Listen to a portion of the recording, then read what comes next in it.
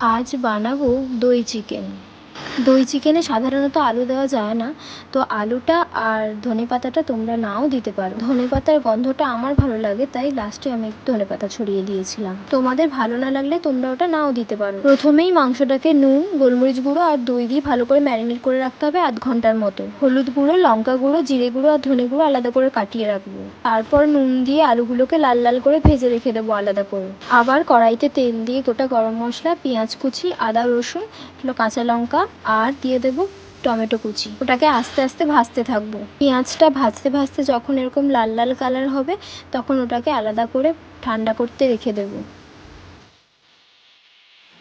ঠান্ডা হয়ে গেলে মিক্সিতে একটা পেস্ট বানিয়ে নেব।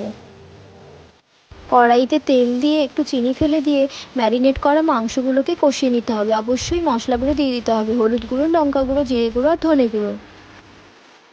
তারপরে যে পেস্টটা বানানো হয়েছে সেই পেস্টটা দিয়ে দেবো, দিয়ে ভালো করে কষিয়ে নেব। তারপর 20 মিনিটের মতো চাপা দিয়ে রেখে দেবো।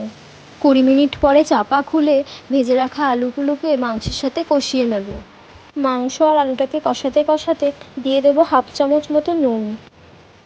মাংসটা ভালোভাবে কষানো হয়ে গেলে বেশ খানিকটা জল দিয়ে চাপা দিয়ে দেবো 20 মিনিটের মতো। 20 মিনিট পরে চাপা খুলে একটু নাড়াচাড়া করে ছড়িয়ে দিন উপর থেকে ধনেপাতা। ব্যাস, একদম রেডি দই চিকেন। আজকে আসি, দেখা হচ্ছে পরের ভিডিওতে। টাটা।